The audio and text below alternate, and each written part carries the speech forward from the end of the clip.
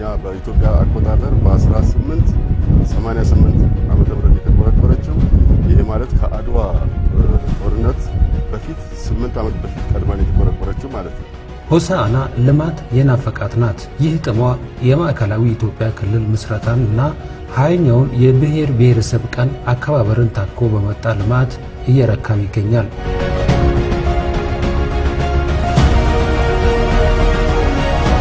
ከተማ የፈጠነችው እዚህ መሰረተ ልማት ላይ በተለይ መሰረተ ልማት ላይና አገልግሎት ዘርፍ ላይ በጣም ፈጥኗል ብዬ አስባለሁ። ከቅርብ ጊዜ ወዲህ ትላልቅ ሆቴሎች ስታንዳርዳቸውን የጠበቁ ሆቴሎች እየተሰሩ ነው። ፕላስ የመንገድ መሰረተ ልማት የውሃም እየተቀረፈ ያለው ሁኔታ ላይ ያለው ፕላስ እነዚህ የመንገድ በተለይ መንገድና የአገልግሎት እንደ ትላልቅ ሆቴሎች በፍጥነት እየተሰሩ ነው ያለው። ድሮ የነበረበት አይደለም ኮሪደር እግረኛ እንኳን በትክክል ያልነበረበት ነው። ሰው ከመኪና ጋር እየተጋጨ የሚሄድበት ነው። ሞተረኛው ጋር የሚሄድበት ነው። አሁን ግን እንደምታዩት አፋችንን ሞልተን የሆሳዕና ከተማ ነዋሪ ነኝ ወጣት ነኝ ማለት በሚያኩራ ደረጃ ላይ ነው የምንገኘው። ያኛውን የብሔር ብሔረሰቦችን በዓል እንድናከብር እድል አግኝታለች። ለዚህ ደግሞ ዝግጅት ማድረግ ከጀመርን ኦልሞስት አመታችን ነው። አርባ ምንጭ በተደረገው በሳምንቱ የክልላችን ክቡር ፕሬዝዳንት አሰባስበው ልዩ ልዩ ኮሚቴዎችን አዋቅረው ነው ወደ ስራ የተገባው።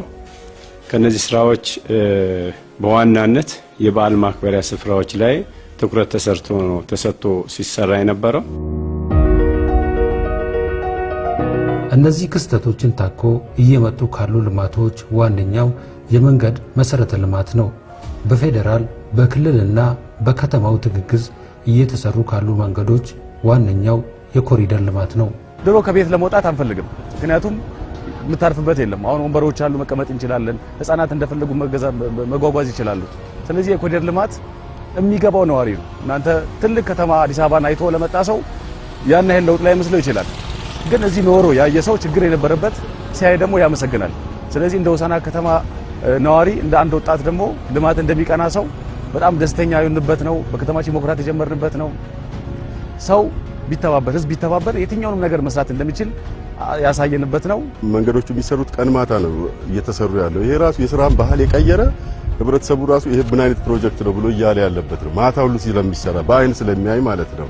እና ይሄን ስናይ ኢቲዝ ለስራ ባህል መለወጥ በራሱ የራሱ ትርጉም አለ፣ የራሱ አስተዋጽኦ አለው። ህብረተሰቡ በሚኖረው በማንኛውም ኑሮ ላይ በሚሰራበት ስራ ተክቶ እንዲሰራ የሚያነሳሳ ነው ብዬ ሀሳብ እሰጣለሁ። ለሆሳዕና ከተማ ከ35 ኪሎ ሜትር የኮሪደር ልማት እቅድ አቅደን በ2017 ላይ 12.4 ኪሎ ሜትር ኮሪደር ልማት ነው የሰራነው።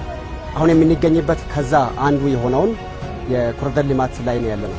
መነሻ እቅዳችን ላይ የኮሪደር ልማት መሰረታዊያን ያካተተ ነው። ያም እግረኛ አለው፣